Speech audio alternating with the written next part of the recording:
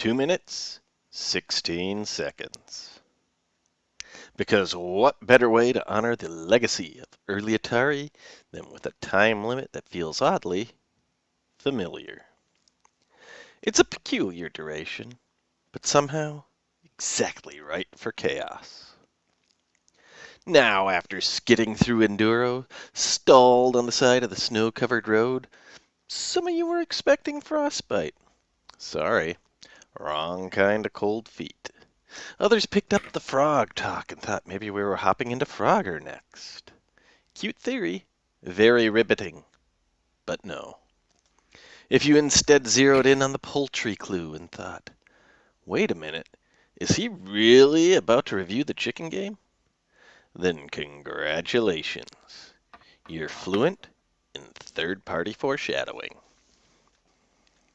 We are about to answer the age-old question about chickens. Because yes, this is Freeway.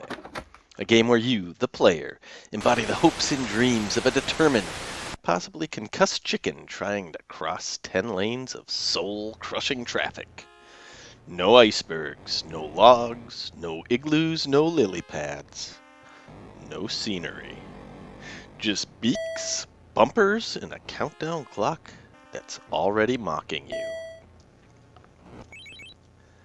Inspired more by Atari's Space Race than anything involving frogs, Freeway is a two-player foot race against death and common sense. Let's get clocked. Background viewing. Oftentimes, I record the voiceover before I know what I'm going to link to down below. But the story of Freeway has quite an interesting history. I've recommended Atari Archive before, as their content is routinely well-researched, informative, and still entertaining. With a very respectable production value to boot, I think you'll enjoy the video I linked in the recommended viewing section in my description. That video goes a bit deeper into the story than a simple summary, but maintains a reasonable sense of brevity. Highly recommended. Basics. Freeway was released in 1981 by Activision, a third-party publisher well known for its well-made titles on the 2600, and a company that made a valiant effort to convince us to care deeply about chickens and traffic. It was programmed by David Crane, one of Activision's heavy hitters, best known for Pitfall and Kaboom, which, incidentally, involve significantly less poultry. Genre-wise, this is firmly in the dodge things and reach the top of the screen camp. A genre so common on the 2600, it may as well have been baked into the hardware itself. In fact, if you break down the entire Atari 2600 library, you'll notice most games fall into one of three buckets. 1. Dodge. 2. Shoot. 3. Dodge and shoot. That's the holy trinity. Sure, we got some sports titles of varying degrees of crudeness, and a few rare gems like Adventure and Superman, which tried to stretch the console's tiny legs into action or narrative territory. But the system just wasn't designed for elaborate AI, scrolling environments, precise platforming, or multi-layered gameplay. It was designed to draw a handful of moving blocks, and occasionally make a blip sound.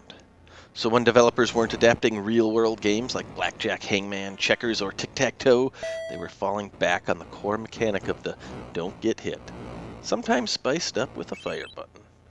Freeway keeps it simple. Just dodge. No shooting, no distractions, just feathers and fenders. The game supports a standard CX40 joystick controller. If you're really old school and have one of the CX10s, I'm a bit envious of you, but go ahead and play with that. In fact, any compatible alternative is acceptable. Freeway is equipped with 8 different game modes to provide a bit of variety for your drumstick danger. Overview. In Freeway, the player controls a chicken attempting to cross a busy 10-lane highway. The objective is simple. Reach the top of the screen as many times as possible before the timer runs out. Each successful crossing scores 1 point. And the game continues until the timer expires. You know how long. There is no lateral movement, no jumping, and no attack function. The bird moves only forward or back, and any contact with traffic results in a brief setback. Either a knockback down the screen a lane or two, or a reset to the starting curb, depending on your difficulty switch settings. It's a two-player game by design, with both players racing independently to rack up the most crossings within the time limit. That said, it's also entirely functional as a solo game, although your opponent will just sit there. The traffic patterns are continuous and mostly predictable. The action is immediate from the first second to the last. There are no power-ups, no hazards beyond traffic, and no background elements or transitions. The setting is static. Just a chicken, a highway, and a scrolling line of cars and trucks. While the concept is often compared to Frogger, the similarities are the side effect. Freeway is based more directly on Atari's earlier arcade game, Space Race, with the vertical race through hazards structure intact, simply rethemed. The gameplay is fast, until you find yourself waiting for a slowpoke to move along. It's direct, and focused entirely on timing and positioning. With 8 selectable game modes varying in difficulty and vehicle behavior, it offers a degree of customization that helps stretch its limited mechanics across different skill levels. Console switches. As with most Atari 2600 games, Freeway makes use of the VCS console switches. Power turns the game on. Standard. TV type toggles between color and black and white palettes. This is also pretty standard for the console. Especially used in early titles. A useful option if you're just feeling nostalgic for grayscale birdies. Difficulty switches, left and right. These affect player-specific hit penalties. In the B position, the easier setting, your chicken gets bumped back just one lane when hit by a car. In the A position, harder, you're sent all the way back to the starting curb. Since the switches are independent for each controller, it's possible to handicap one player if the skill levels are lopsided. Whether that's helpful or humiliating is up to your household rules. Select switch. Another quite standard switch mechanic. It cycles through the game's 8 modes. Each is named after a real-world city and time of day, supposedly tied to researched traffic patterns in places like Los Angeles, Detroit, or Washington, D.C.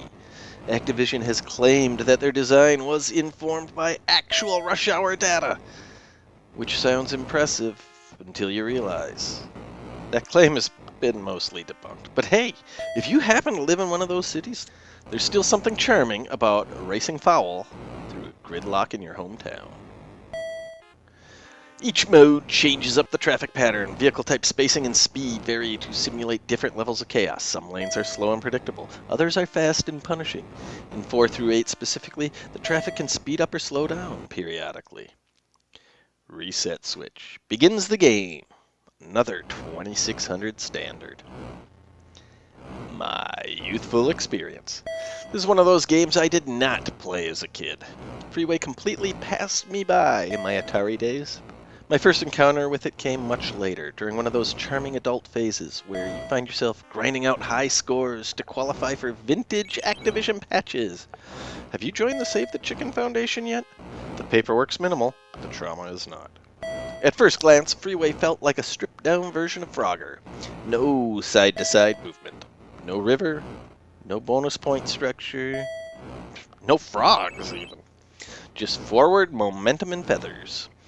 It seemed like a budget knockoff, or a prototype that never evolved. But to my surprise, I actually enjoyed it. The grind wasn't painful, and the gameplay loop, while simple, has just enough tension and rhythm to pull you in. I earned the patch score and felt satisfied. And then I shelved it. Not out of frustration, boredom, or poultry-related trauma, but because, despite being a well-made game with solid mechanics and multiple gameplay modes, it just never climbed to the top of my what should I play today pile. It should have replay value. It technically does. But once I hit that patch score, it quietly faded into the background, overtaken by the appeal of other cartridges. It's a good game, but somehow it's never the game. Sadly forgettable. Had I owned this one as a kid, I expect my reaction would have been similar. Younger me would have compared it directly to Frogger. seen what was missing, and likely moved on. The one thing that might have kept it in the rotation, though, simultaneous two-player gameplay. That feature of lone would have given it more staying power, at least until the second joystick port broke or an older sister outplayed me so consistently I would have rage quit. The look. Freeway doesn't exactly assault the senses, but it does politely wave from across the street. For a game where the entire premise is walk forward, don't die, the visuals do just enough to remind you this isn't a spreadsheet. Let's start with the chicken.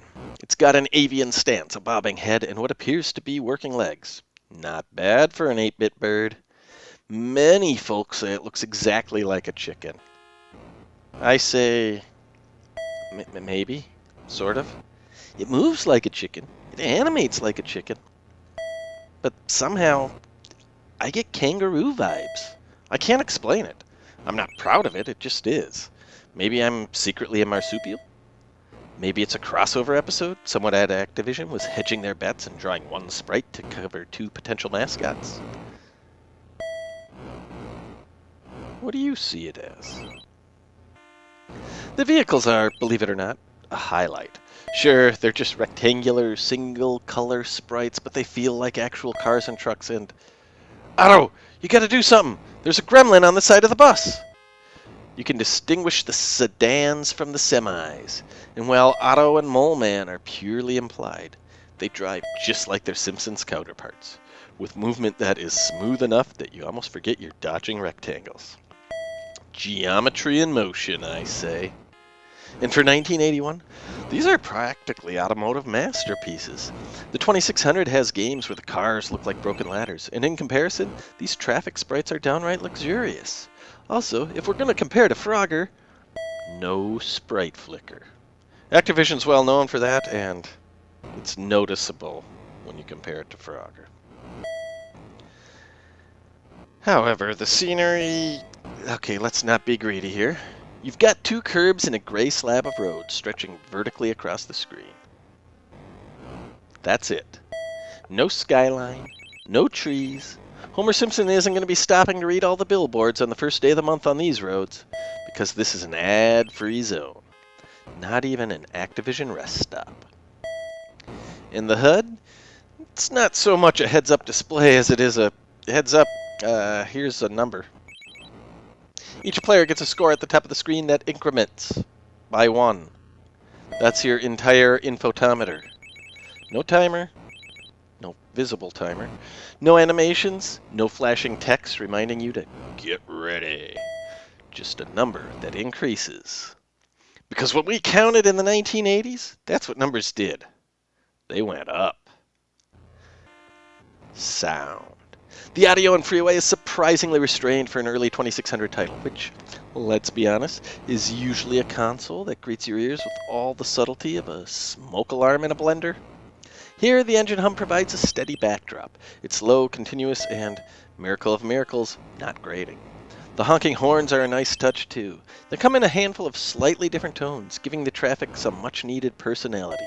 It's probably the closest the 2600 ever came to Dolby Rush Hour simulation, which, depending on how you feel about Rush Hour, or Dolby Sound for that matter, is either a compliment or a dire warning.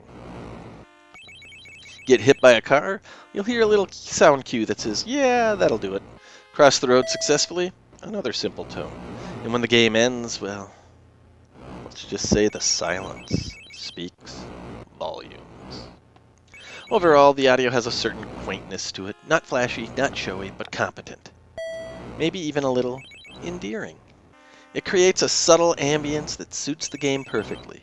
No needless filler, no unnecessary beeping, and aside from the occasional chicken-to-bumper impact, nothing likely to drive you out of the room.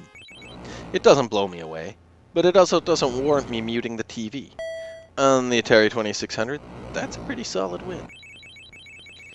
Gameplay. You play as a chicken. There's a road. That's about it. No grand mission, no endgame. You just keep crossing, lane by lane, minute after minute. Why? That's a good question. The scope of motivation for a chicken is just that complicated. The controls, both of them, are fluid and intuitive. Up for forward, down for backward.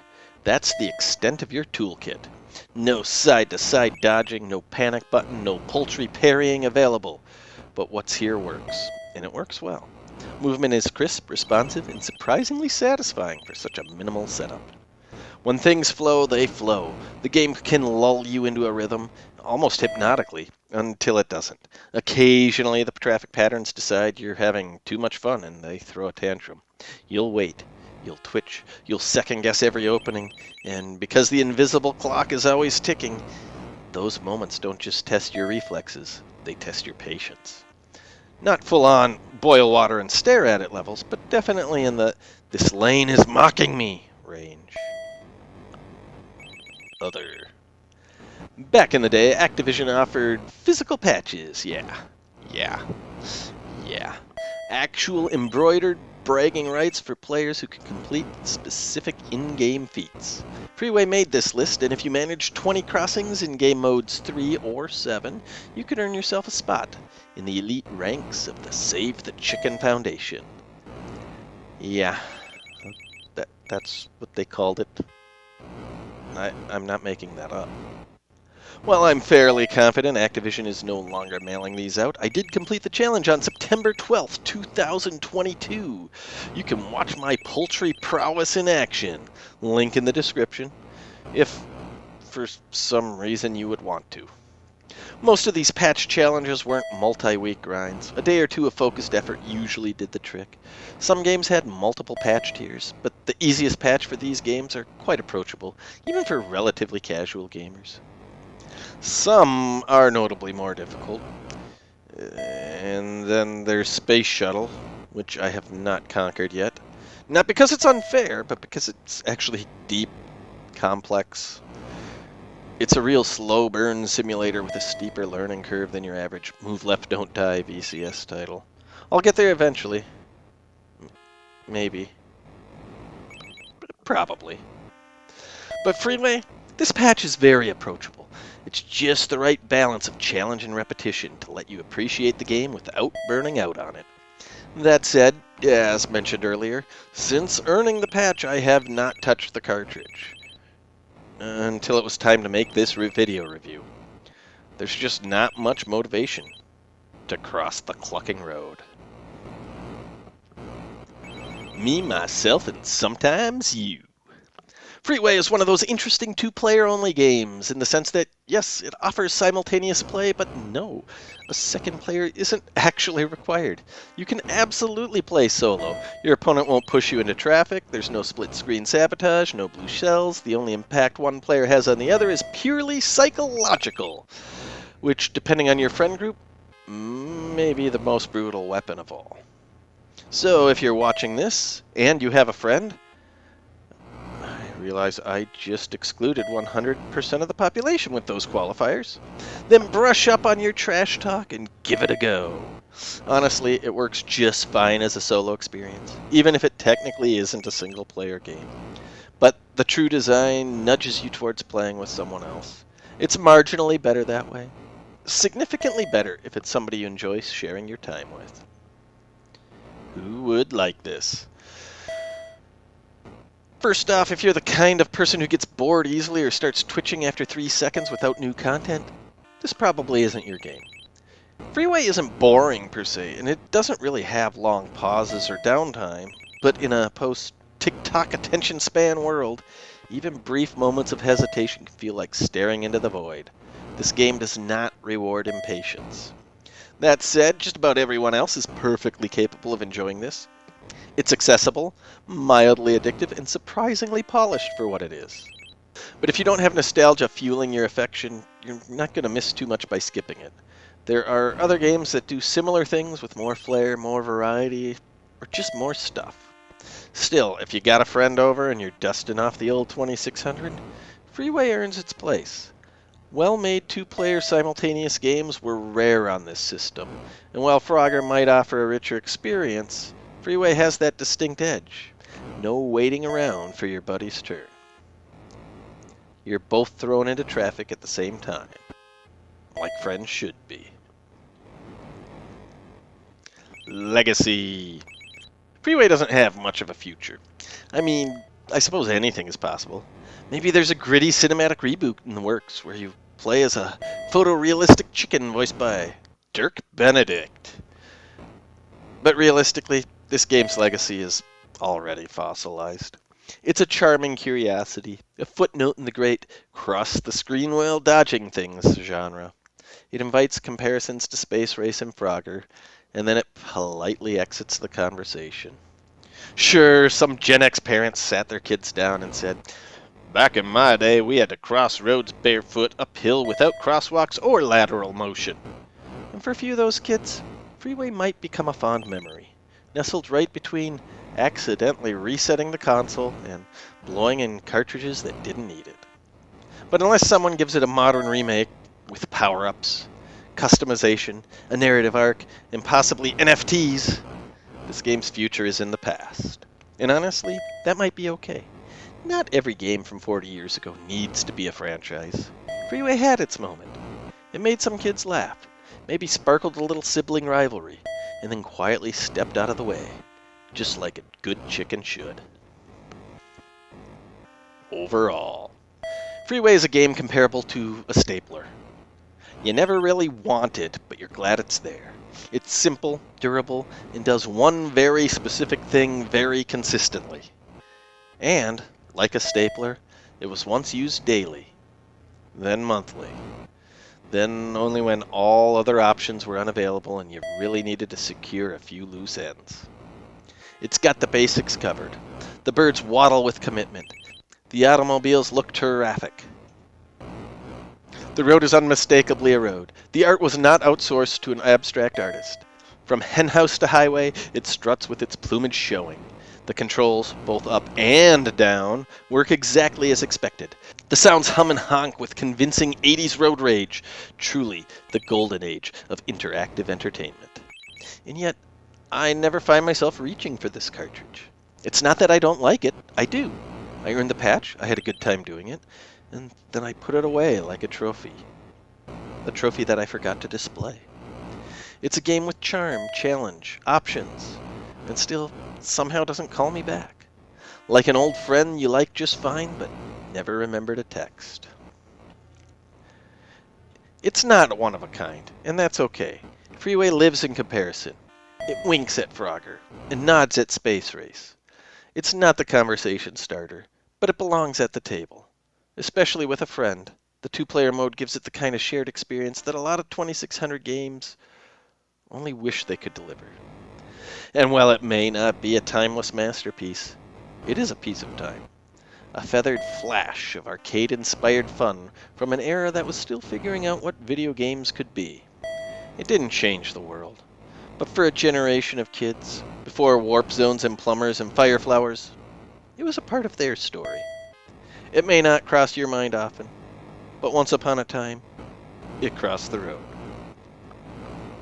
The question has stood the test of time. But now you know. The egg came first. Next. So you've made it across the road. Congratulations. Just don't get too comfortable. We will trade traffic for trouble. Because as it turns out, it wasn't the 18-wheeler in the middle of the road. It was that gizmo in the corner. Thanks for watching, and as always, see you next mission.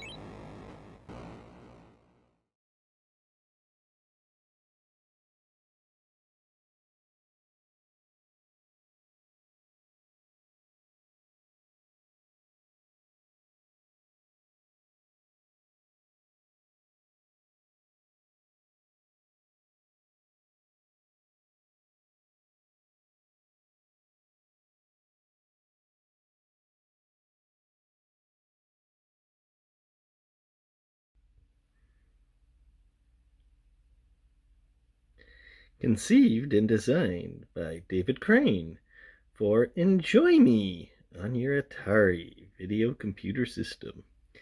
Yes, previous owner had some fun with that description, didn't they?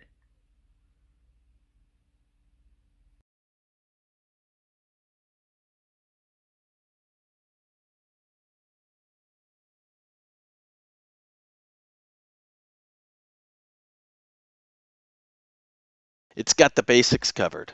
The birds waddle with commitment. The automobiles look like terrific. The automobiles look terrific. Ah, that was so much funnier when I wrote it.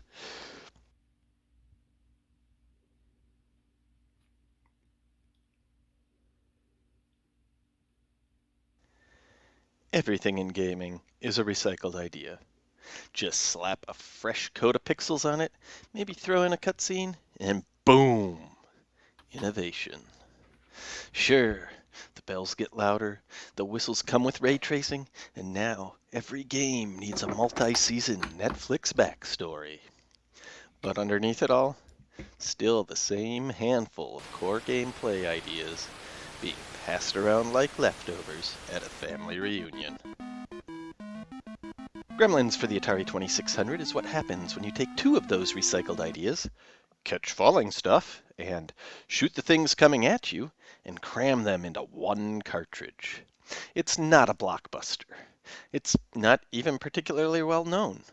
And yes, some folks like to grumble that it uses a joystick instead of paddles, as if that were a war crime. But here's the thing, it's actually pretty good.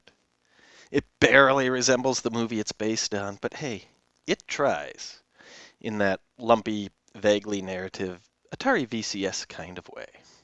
So let's fire it up and see what Gremlins for the Atari 2600 has to offer. Background viewing. I'll throw something in the description for you to check out, probably an opposing viewpoint, so check it out. Basics. Gremlins for the Atari 2600 was released in 1984 by Atari Inc., right around the time the North American video game market was going through some troublesome times. It was loosely based on the movie of the same name, although you'd be forgiven for not immediately recognizing that based on gameplay alone. The programmer was Scott Smith, who managed to fit two distinct game modes into a single 4KB cartridge, a respectable feat. The game was developed exclusively for the 2600 and never saw release outside of that platform, although a completely different Gremlins game, also based on the same movie, was developed for the Atari 5200. This version supports one or two players, alternating, using the standard joystick controller. Paddle controllers are not supported, and yes, people are still salty about that. Despite the natural comparison to Kaboom, this joystick-only control scheme is quite serviceable and arguably more accessible to modern players. The manual and box art do their best to tie the gameplay to the film, but let's be honest, this is a licensed in name only kind of situation. Still, it technically checks all the boxes. Mogwai, Gremlins, Danger, and an overwhelming sense that you've been left to fill in the blanks yourself. Overview. At its core, Gremlins on the Atari 2600 is two games in one, a reflex-based catch the falling things challenge and a vertical shooter, with a rapidly escalating difficulty curve. The game alternates between these two modes relatively seamlessly, making it feel more ambitious than most titles of the time, even if that ambition occasionally outpaces the hardware. In the first phase, Mogwai drop from the top of the screen toward the bottom, where you scurry back and forth to catch them before they hit the ground. Each one you miss becomes a cocoon, or, in canon, a pupa, because apparently it's always after midnight in this neighborhood. But even if you're flawless, your uneaten hamburgers will still mutate, because 2600 Gremlins has a firm, no deed goes unpunished policy. This part plays a lot like Kaboom, though with the added benefit, or burden, of using a joystick instead of paddles. Once the Mogwai to Cocoon pipeline has finished, it's on to the second phase. Gremlins emerge and begin marching straight down the screen towards you. Not side to side like Space Invaders, not zigzagging around like they're looking for parking, just a determined vertical march of doom. You shoot upward to stop them, and if they reach the bottom, they don't just politely cost you life. They body check you off the screen like an angry 1980s NHL enforcer. You've got a limited use flash tool to temporarily stun them, which becomes critical as the enemies start multiplying. Literally, if they touch the water. The result is a fast-paced loop. Catch, shoot, repeat, with the added twist that performing well can actually skip you ahead by several levels. It's satisfying when you're on a roll, but it can also catapult you straight into pandemonium if you're not ready. Narratively speaking, the game tries to echo the movie, but let's not pretend anyone's here for a plot. Still, the dual phase structure gives it a nice rhythm, and there's just enough implied story to keep things somewhat cohesive. You can almost imagine the burger joint you're defending, the chaos of spawning creatures, and your player character, Billy, muttering, "Should have stayed home tonight." Console switches. Power. Switching this to on converts Prince Adam into He-Man. TV type, not used. Select. Cycles through one-player, two-player modes and the starting level. There's also demo mode in this menu. Reset. Stops gameplay and brings you to the title screen. You actually use the controller button to start the selected game. If you idle for about 9 minutes and you're not in demo mode, a tone will sound and the screen will go blank. Use reset to get back to the action. Left and right difficulty switches, not used. My youthful experience. This was my kaboom. I didn't have the Activision Classic growing up, but I had Gremlins, and I loved it. For young Evad, this was a simple game with a fun challenge. The two distinct stage types kept it fresh, and, well, yes, it does get repetitive over time. It felt far less monotonous than plenty of other games on the system. It was a pick-up-and-play kind of game, and it didn't need much explanation. No manual required. Well, almost no manual. See, there was one feature that totally mystified me. The flash defense in the Gremlin stage. Occasionally, usually during very tense moments, the screen would flash. The Gremlins would freeze briefly, allowing me to get out of the jam. I didn't know why it happened, but I didn't complain either. Without the manual, it felt random. It never occurred to me to even experiment with things to try to figure it out. I just embraced it when it happened. In hindsight, it all makes perfect sense now. But I'll explain how that mechanic actually works a little bit later.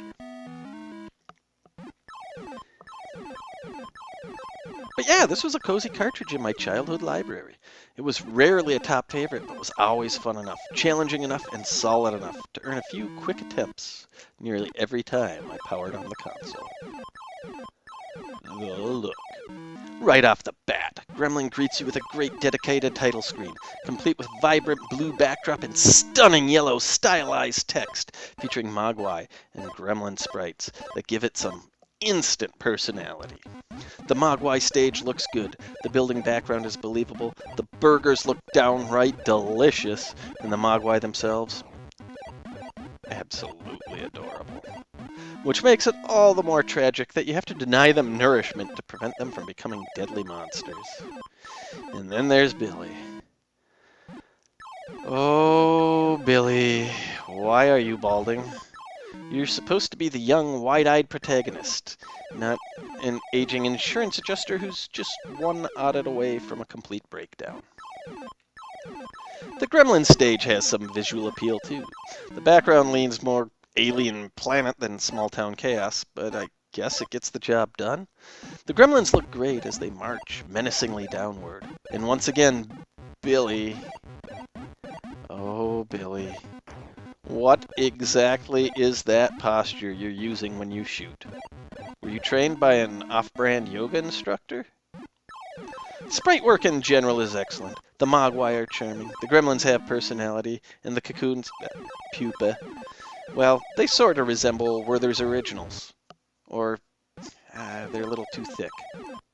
Maybe green Rolos. Comforting and deadly all at once. Like a grandma with a grudge. Ignoring all of the Billy snafus, the game actually looks pretty solid.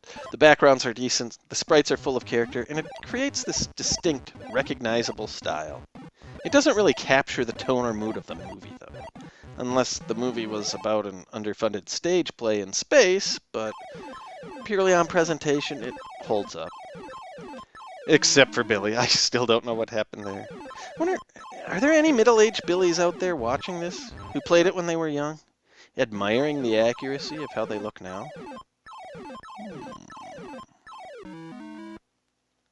Sound.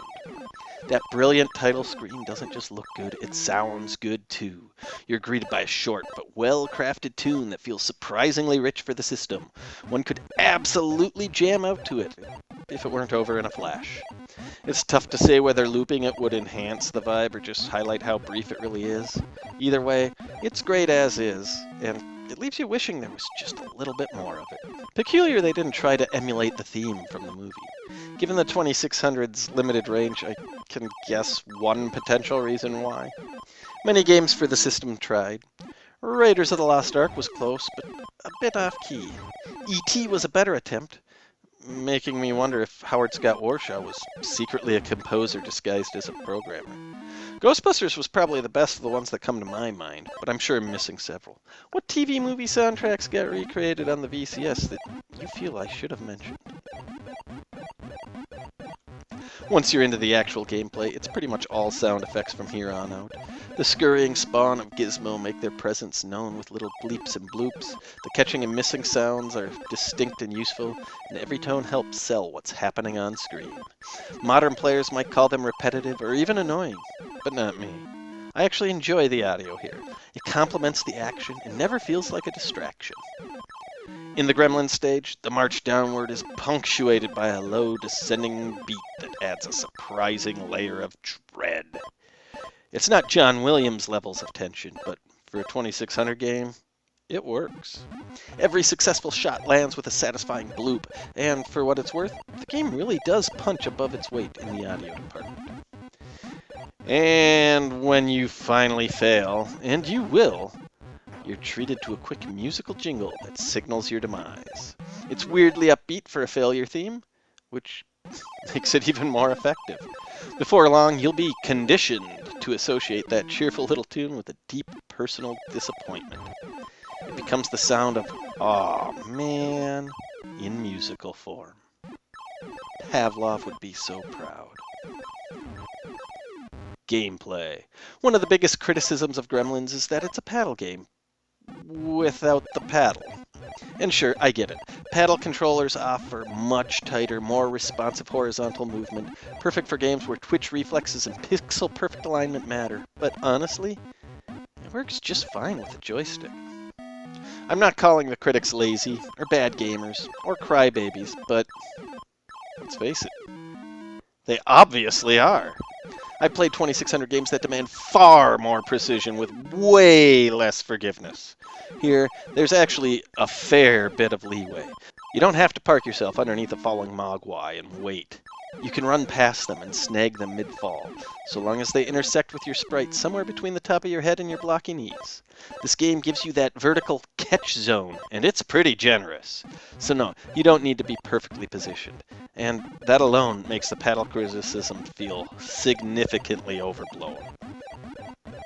The Gremlin stages are another matter. Lining up a clean shot does feel slightly more finicky with a joystick, especially once the enemies start speeding up or duplicating and you're in a more pressure situation. But again, it is manageable. You can get really good at this game without that much effort, and you can even master it if you care to put in the time.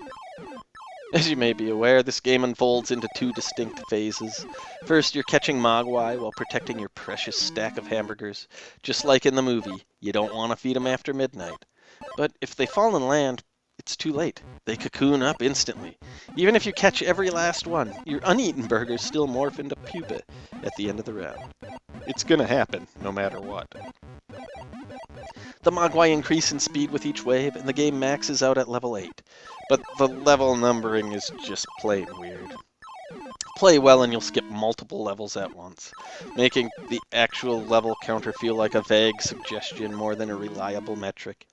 You can't die during the Mogwai phase. Your only job is to catch what you can, rack up points, and brace yourself for the second phase. Pairing that with the "you saved all the burgers, but they all became pupa anyway" feature, and yeah, there's a tremendous amount of futility baked into this part of the game. But it's fun anyway. And then the gremlins show up. At the top of the screen, a row of pupa, ready to hatch, no matter how you did in the last round.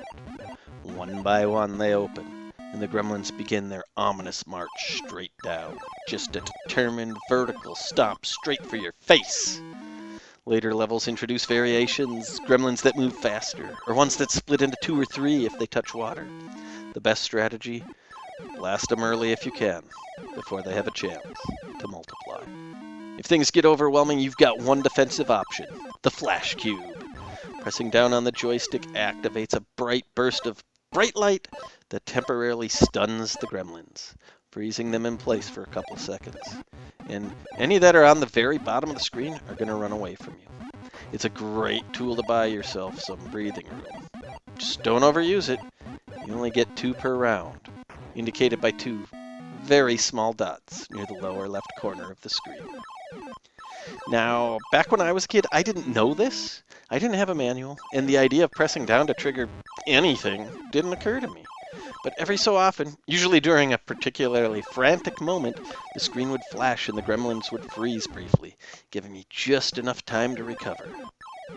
I had no idea what happened. I chalked it up to lightning. Looking back, I now realize I was probably pressing down on the joystick without meaning to. Just the result of sweaty hands, panic, or general joystick flailing. Whatever the cause, I welcomed the miracle and kept on playing. The scoring system in Gremlins is just easier for me to show you the manual. I choke on my words enough as it is and spend far too much time editing the voiceover in post and still let wrong things sneak through. So here you are. Pause it if you need to. Other. Gremlins captures the essence of a catch the falling thing and vertical shooter all in one cartridge. It has that classic early 80s looped gameplay, which can get repetitive and frustrating, as most games of the era did. Score chasing quickly becomes the main reason to keep playing. On September 15th, 2023, I reached my personal goal of rolling over the score, finishing with a total of 1,042,600 points.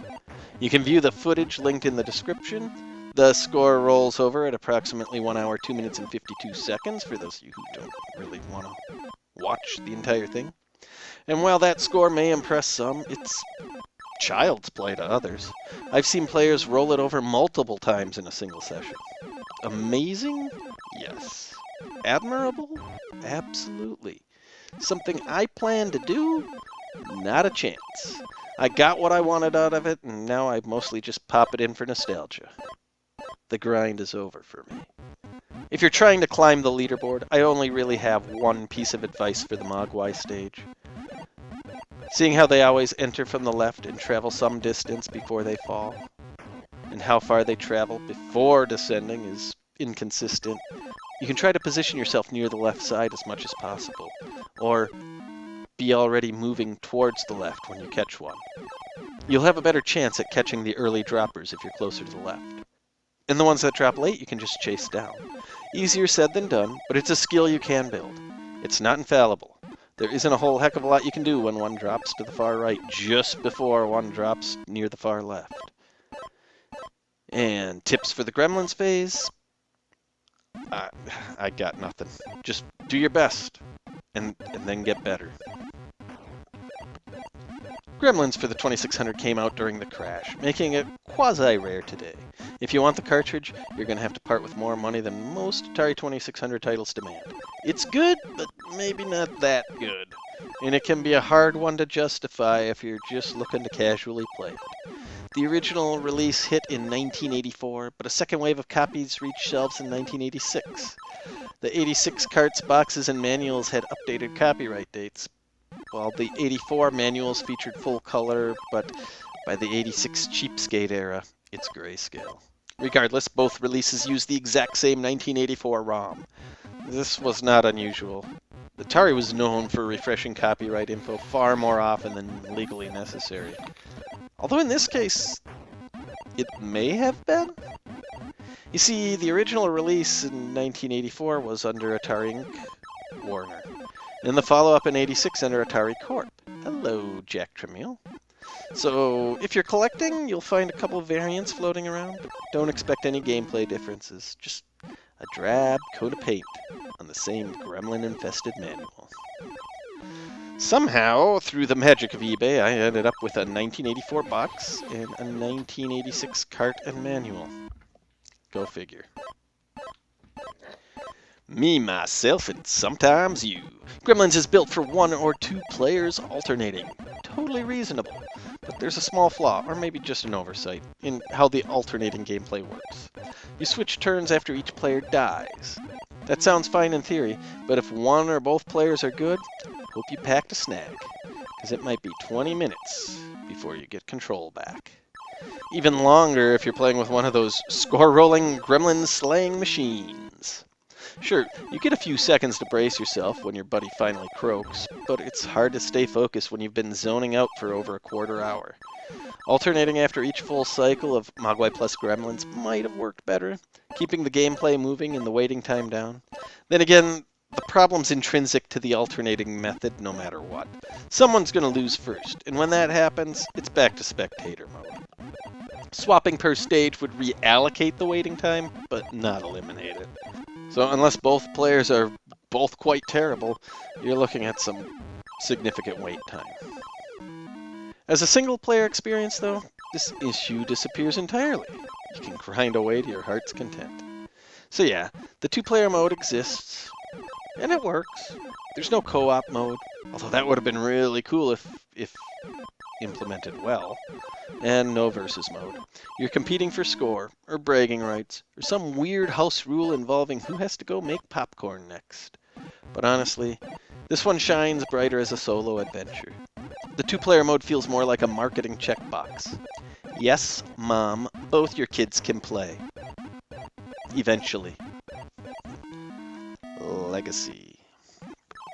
The movie? Great! Or at least that's how I remember it. I recorded it off of television sometime in the late 80s and watched it a lot as a kid. But I don't think I ever revisited it as a teen. Maybe my sister taped her soaps over it. Or my dad recorded a Tommy Kramer-led Vikings game over it. Maybe it became my Simpsons tape. Who knows? The point is, I haven't seen Gremlins in decades.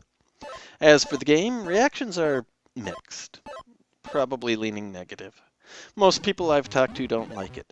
The 5200 version, with completely different gameplay, gets far more praise. This little 2600 port, not so much. I personally enjoy it a lot, but I'm not blind to the general consensus. My nostalgia does not magically transform an average game into a hidden gem for everybody else. And considering current licensing trends, it's unlikely we'll ever see an official re-release. This game is tied to a major IP, which makes it harder to resurface in collections or compilations. Ironically, the game's lack of paddle support may be its best asset in the modern age.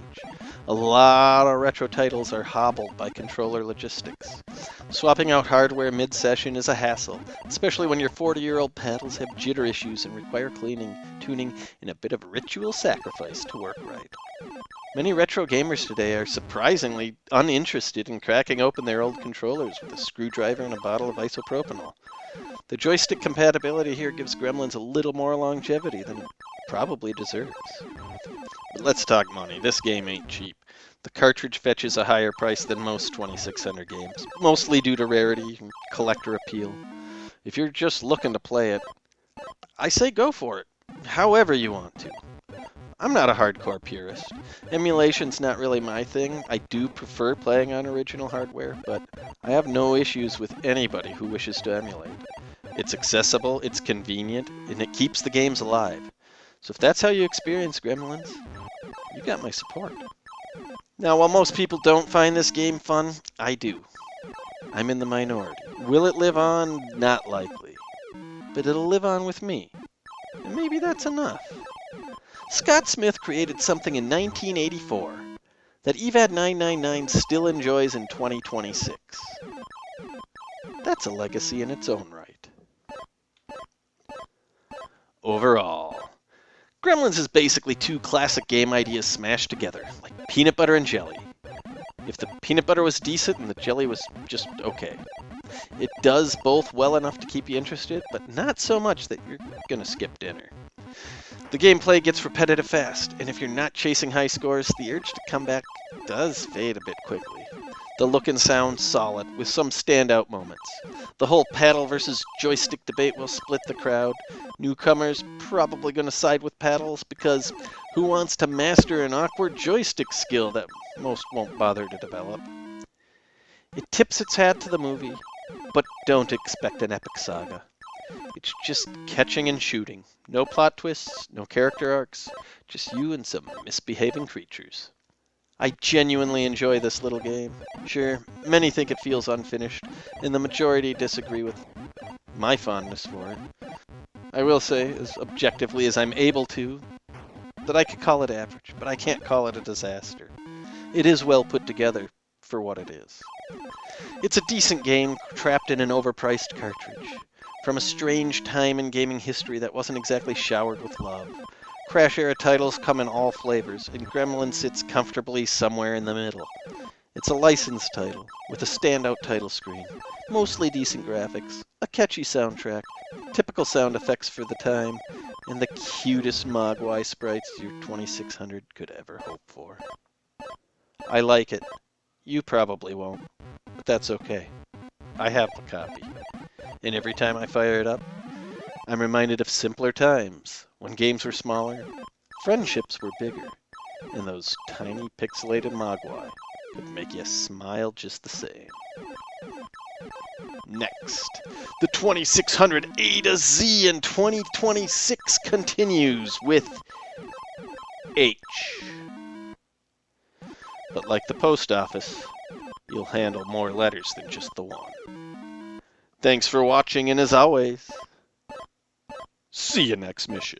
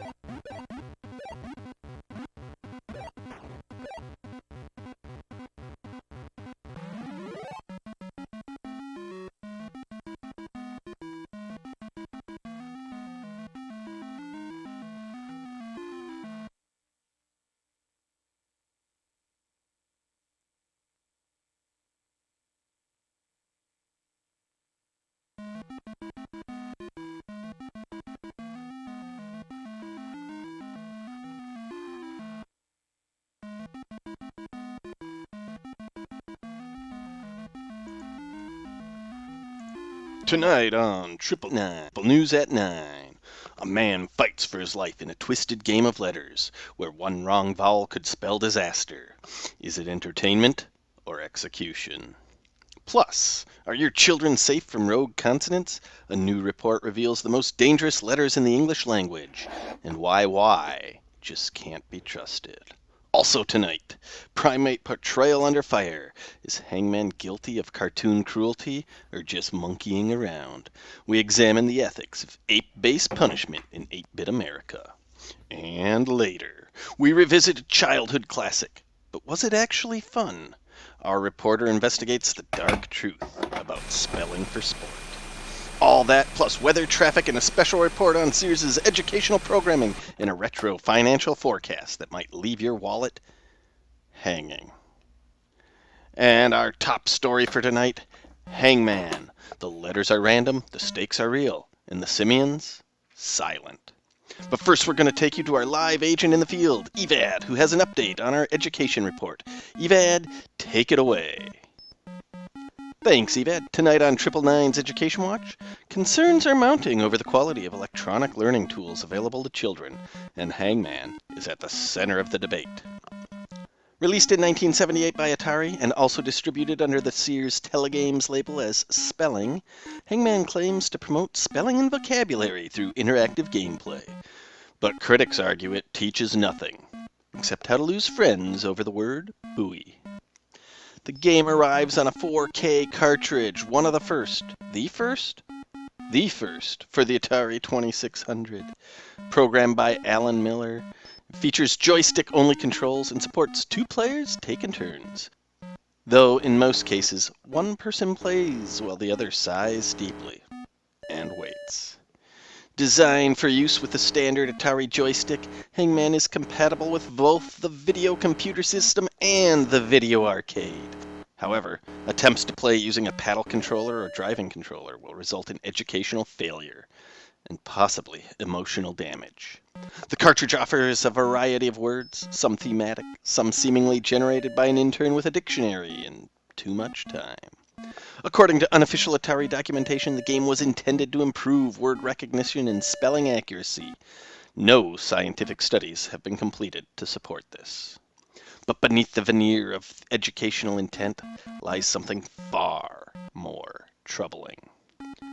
A game of life. A game of death. A game of spelling. Tonight's top story, Hangman. We begin tonight with the developing story of Atari, where reports indicate a silent execution system has been repackaged and sold as family entertainment. The subject is Hangman, a program that presents itself as an educational game, but what we've uncovered paints a far more disturbing picture. What was once just a pen and paper pastime has taken over printed circuit boards, challenging the status quo of gaming, and possibly taken vocabulary way too far. Players are tasked with solving incomplete words, one letter at a time. But residents say each wrong guess is met not with a correction or encouragement, but with construction. A gallows, a figure, a sentence of death, carried out through omission. This is not a drill, people. The game offers multiple categories, from basic words to places, foods, animals, but our investigation shows that the real category may be psychological warfare. There is no tutorial, no backspace, no forgiveness. For every mistake, the punishment escalates.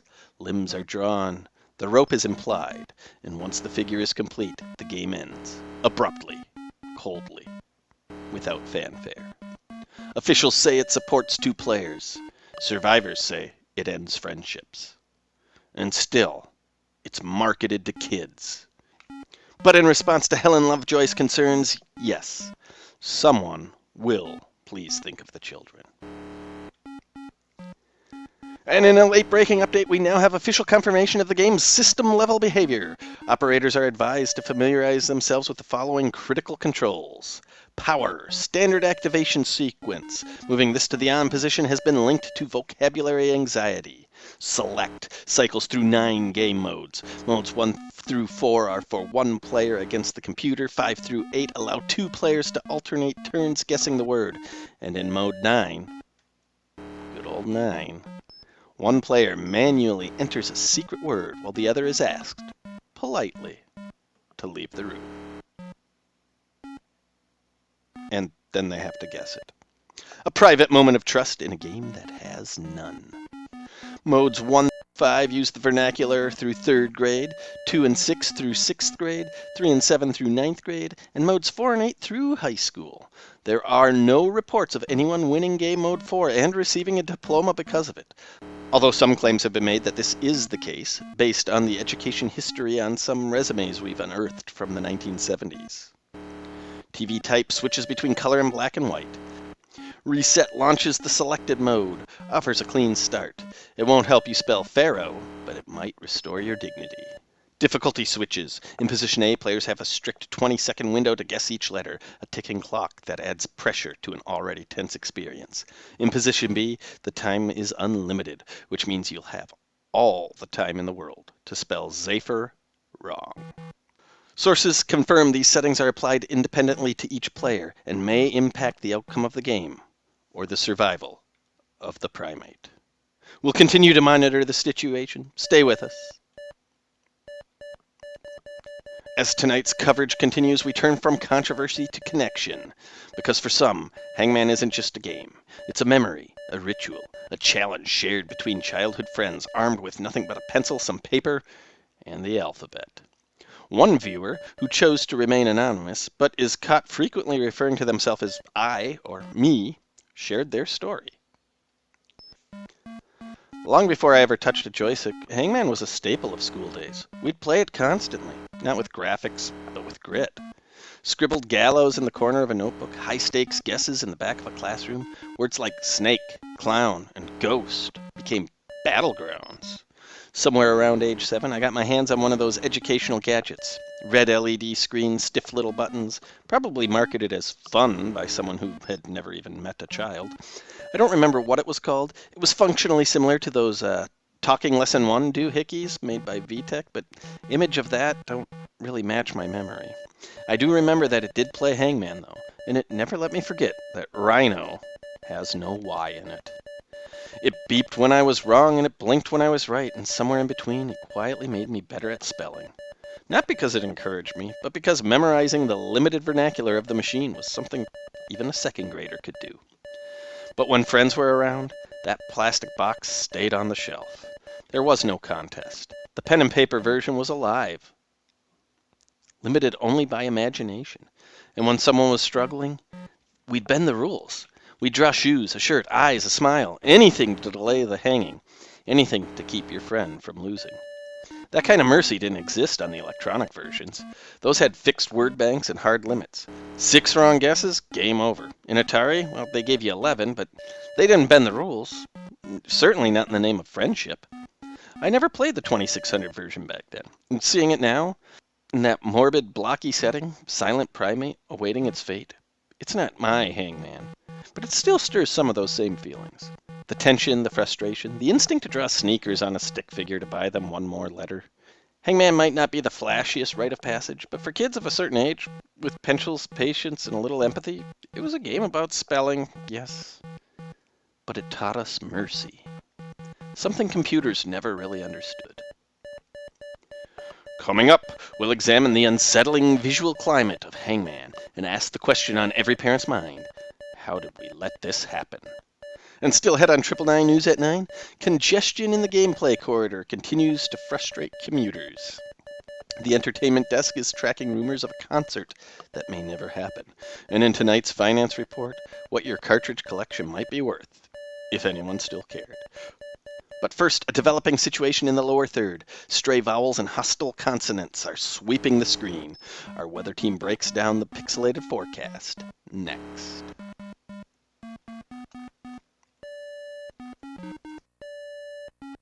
Archival coverage of this topic is also available from No Swear Gamer, whose earlier expose tackled Hangman's gameplay quirks and its place in the Atari library.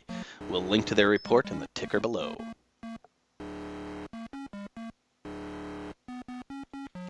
Welcome back to 999 News at 9. The skies are rumbling, the forecast is in flux. Let's go live now to our weather center for tonight's visual outlook. It's shaping up to be another stark, static evening across the region. Expect a solid field of gold skies overhead. No clouds, no movement, just an eternal canary void. Visibility, perfect. Variety, not so much. Front and center, we're tracking the familiar outline of our old friend Stick Primate. Currently unbothered, but forecast models suggest an increase in appendages as the game progresses. That's right, arms and legs are expected to materialize suddenly, often in response to a wrong vowel. We're also seeing heavy accumulation in the letter zones. Below the gallows, early indicators show a series of blank spaces, scattered across the screen like potholes on a Wheel of Fortune bonus round. These blanks will gradually fill in with correct guesses, or not at all if you suffer a total vocabulary collapse. And yes, we are issuing a letter storm advisory. Multiple incorrect guesses could lead to a complete primate formation, followed by immediate loss of game and morale. On the whole, the visuals are clean, if not exactly exciting. The gallows is neatly drawn. The monkey has all the right limbs in all the expected places. And the letters, big, blocky, and legible, just the way our ancestors envisioned them. No low-pressure animation, no background art, no cold front drama. Just you, a monkey, and the looming shadow of alphabetical failure. So bring a dictionary, folks, because when the alphabet rains, it pours. Thanks for sticking with us. In tonight's entertainment news, an iconic act from childhood classrooms is back on tour. But fans of the Hangman Band may find this reunion performance a little flat. Best known for their trio of indistinguishable chart toppers, Twinkle Twinkle Little Star, Baa Baa Black Sheep, and the breakout anthem, The Alphabet Song, the Hangman Band has returned with their trademark sound, 26 notes, 1 tune, and 0 variety. While nostalgic fans may appreciate the simple charm of the familiar melody, critics aren't pulling any punches.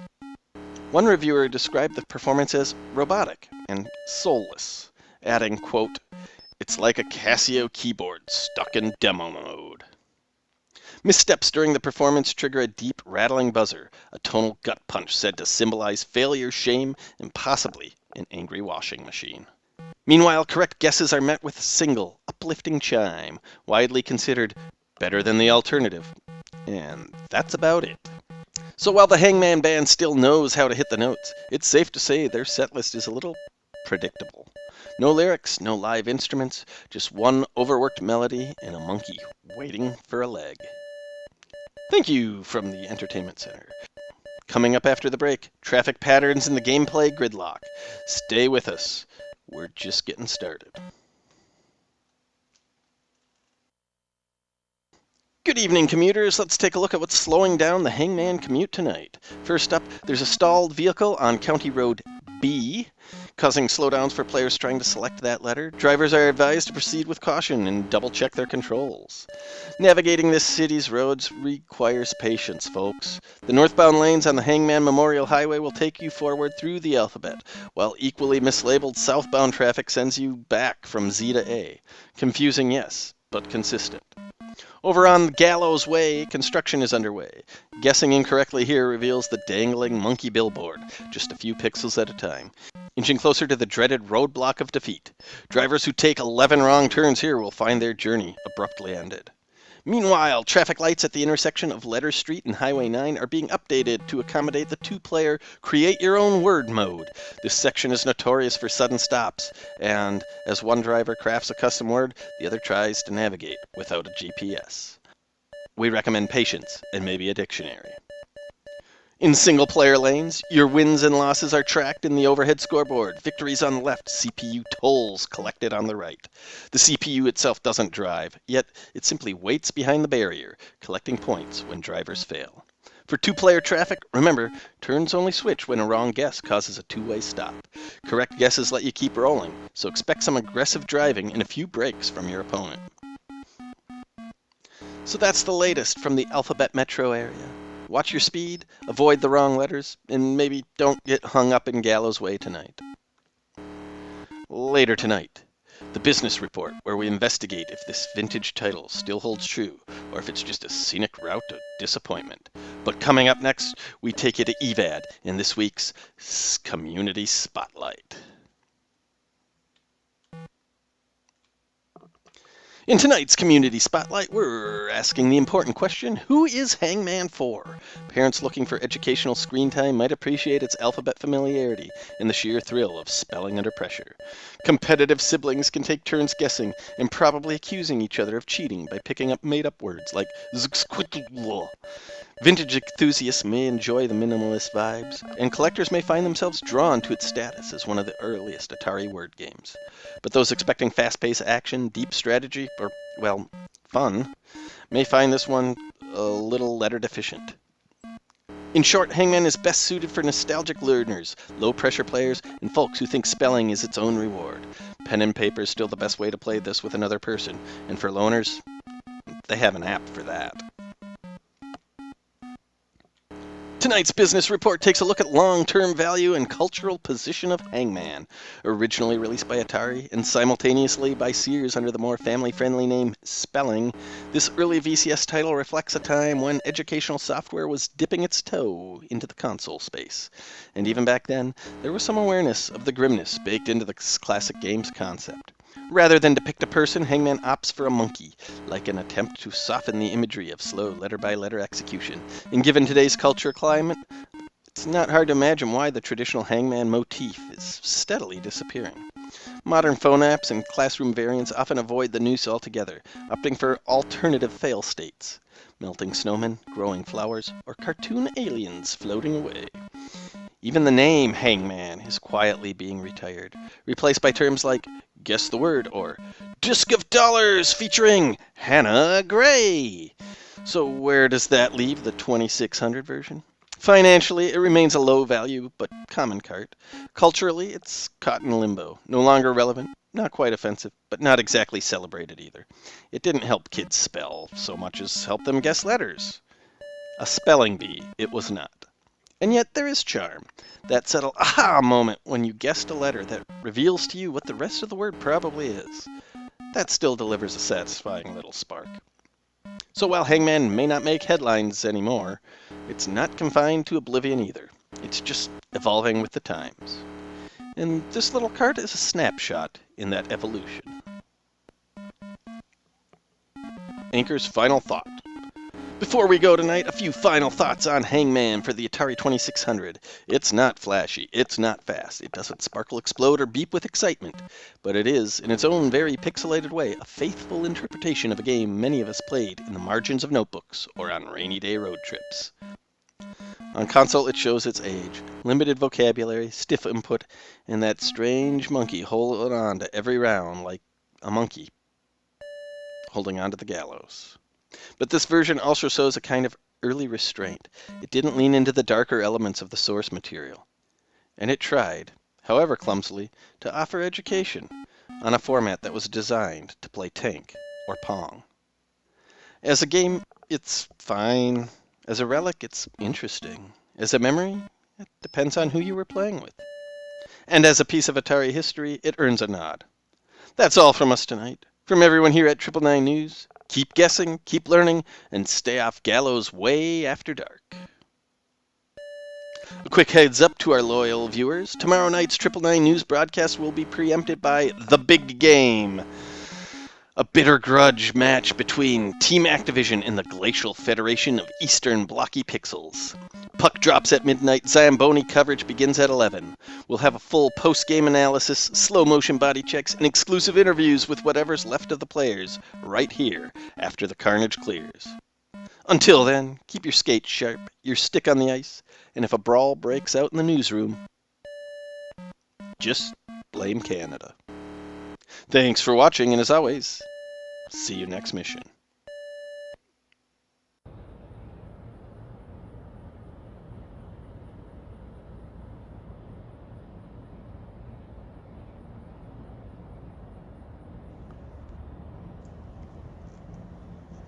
Hi, I'm Evad999. You may remember me from such retro game reviews as Donkey Kong for 5 different consoles and Killer Instinct on the SNES. What? 0 views. Okay, you may not remember me from that one. More recently, we've been touring 2026 with 26 letters representing 26 games for the 2600. There's no escape from this journey because self-imposed time sinks are sometimes too numerically romanticized to ignore. In the latest episodes, we've burned rubber in enduro, crossed 10 lanes of traffic and freeway, battled mischievous monsters and gremlins, and gone one-on-one with a blinking cursor in Hangman. Which brings us to the letter I, and to a sport defined by frozen rinks, flying elbows, and the occasional goal. Today we lace up our skates for ice hockey. Background viewing. I'm just going to throw in my boilerplate voiceover because I haven't done my due diligence on this yet. Be sure to check out, insert channel name here, and their coverage of this title. Link in the description.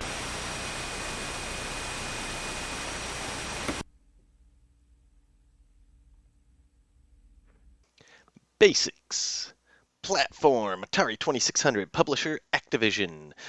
The programmer was Alan Miller, and for those of you keeping up with this series, he was also the programmer for Freeway, which we reviewed just a few episodes back. Ice Hockey was released in 1981 on 4K of memory. It falls under the sports genre.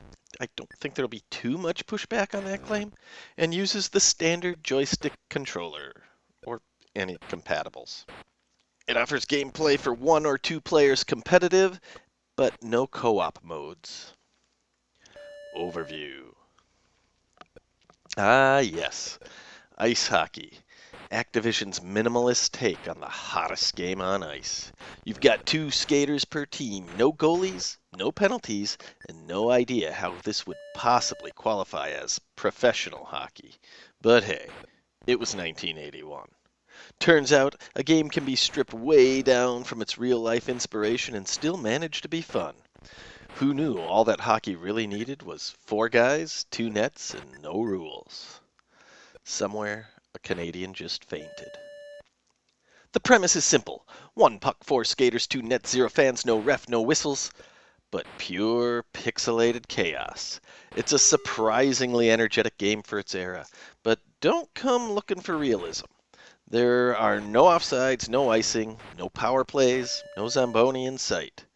It's more like a pickup game at the pond. If the pond were a digital void and all the players had the heart of Guy Lafleur and the pathing of an Etch-a-Sketch. You chase the puck, you pass when you remember that that's an option, and you shoot wildly. Then you get body checked into a different zip code. It's simple stuff on paper, but aiming, or rather, timing your shots with any precision takes practice, and maybe even a seance.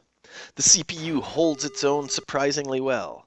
Sure, once you've figured out a few angles and tricks, you can really rack up the wins, but the AI never quite rolls over and dies. Even after you're able to accomplish 10 consecutive victories, the score still feels a little too close for comfort. You won't dominate. Of course, the ultimate upgrade is finding a human opponent who's comparable in experience. That's when the game truly shines, because nothing says timeless classic like shouting, "That was interference!" at your cousin in a game with no referees. What ice hockey lacks in real-world accuracy, it makes up for in speed and accessibility. There is a learning curve, but let's call it more of a gentle slope than a punishing cliff.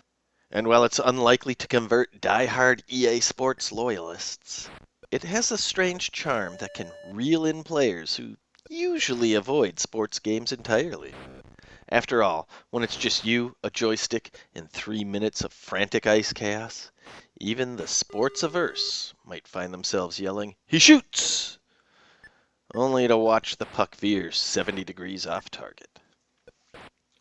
Console switches. The power switch insta-freezes the lake into a natural hockey rink.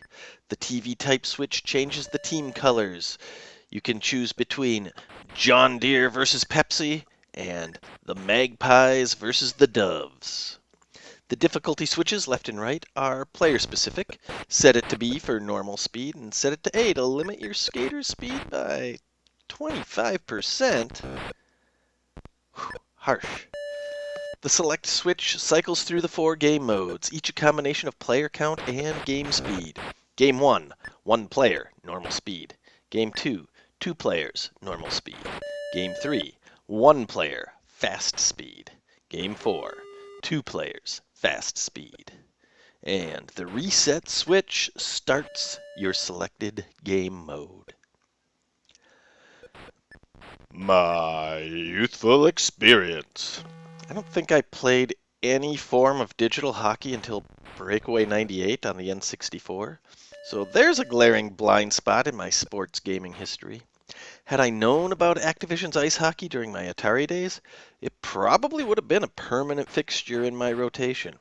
I was already hooked on the sports itself, oftentimes faithfully listening to North Star's games on the radio while sketching cartoons or reading Teenage Mutant Ninja Turtle comic books before bed. A simple, fast-paced hockey game at home might have just deepened that fandom even more. But alas, no pixelated slap shots for me back then. Just hand-drawn ones in the margins of my Trapper Keeper. the look. This isn't the NHL. It's more like hockey in a minimalist art exhibit. No crowd, no glass, no Zamboni in sight. The goals are simple black rectangles that look less like nets and more like tears in the fabric of reality. But the rest, it's not bad. The skaters themselves are reasonably detailed, with vibrant uniforms that pop nicely against the ice-colored background. The sticks, when visible, look great. Only the skater you're currently controlling is rendered with a stick, which it might be a hardware limitation, but it doubles as a handy way to keep track of who you're steering. Functional minimalism at its best. The puck is a dark square, easy enough to follow, unless it's zipping around during one of the game's fast modes. Okay, that won't be a problem. I'm exaggerating for effect. I feel like I need to explain that. That's humiliating. And while there's no scoreboard hanging above center ice, the HUD at the top of the screen gives you everything you need. The left player score, the time remaining, and the right player, or CPU, score. That's all you get, and honestly, all you need. There is no sprite flicker, which is a small miracle on the 2600 and a testament to Activision's usual polish. It won't win any visual awards, but it's clean, colorful, and efficient. Think less Saturday night showdown at the arena and more lunchtime scrimmage rendered on a light bright. Sound. There's not a lot to say here, and the game doesn't say much either. Ice hockey keeps things quiet, with only a handful of functional sound effects. The soundscape is stripped down. Let's just say Steve Perry won't be belting anything out during these matches. You'll hear a beep when you gain puck possession, another when someone scores, and a satisfying sound that covers both stick contact and body checks.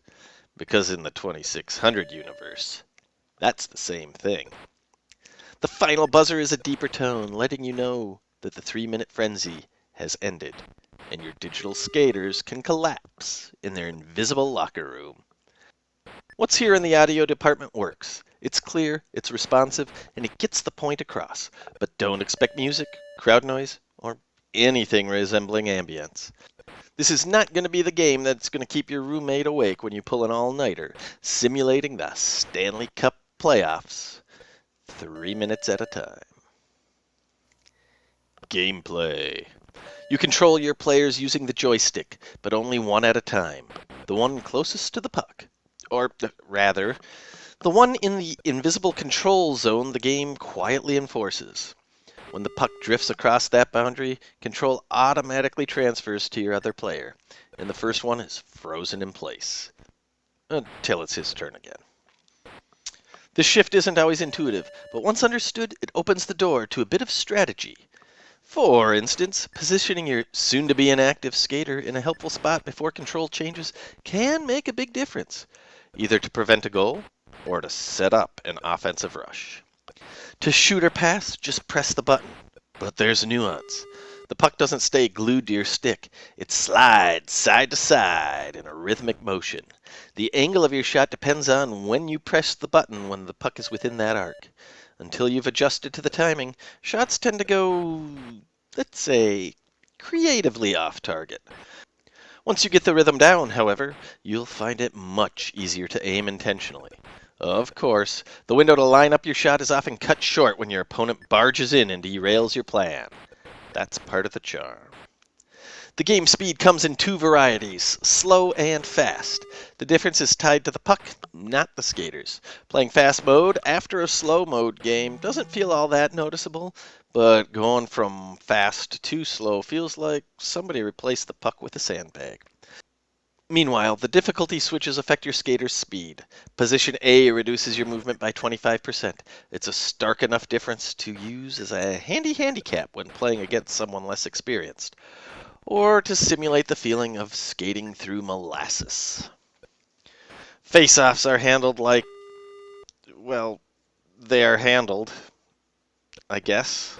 The puck will spawn at the center of the ice with existing momentum in what seems to be a random direction, and the race for possession begins. The CPU is solid. Early on, it can be tough to beat. After some practice, you'll find consistent ways to win, but it rarely becomes a total blowout. Most games remain close, 13 to 11, 7 to 6, maybe even 10 to 10. Yes, ties are very possible, and there is no overtime or shootout. The computer never gives up, and that keeps single-player modes viable beyond the first few matches. That said, playing against a human opponent is a definite upgrade, especially if you find somebody whose skill level is comparable to your own. That's when the game becomes less about exploiting patterns and more about reacting in real time, where frantic scrambles and chaotic goals become the norm. Many game design decisions allow for these high-scoring games. There's a lot of open ice, the only stoppages follow a goal, and the game results in scores more reminiscent of the 1980s NHL barn burners than the more defensive grinds of the late 90s. You can't set up a neutral zone trap when there are no lines on the ice. Without refs and linesmen, well, the action is flowing. No offsides, no icing, no whistles, just action. The puck bounces off walls more like a racquetball than anything guided by physics, and it's not going to hug the boards. The puck on the pond keeps on bouncing, and there's no downtime. Even seasoned sports game fans might appreciate how refreshingly uncluttered this is. Just a small handful of elements to control, and 3 frantic minutes to see who comes out ahead.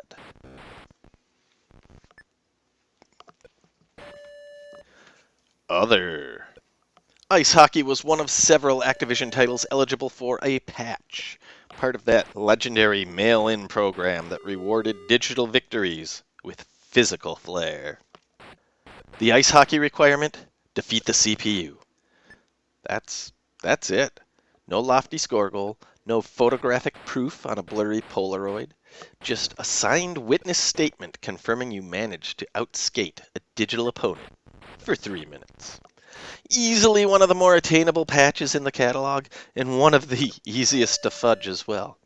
But hey, listen, Activision trusted you, and if you were willing to fabricate a letter just to earn a 3x3 piece of fabric, I guess you probably needed that win more than they needed the verification.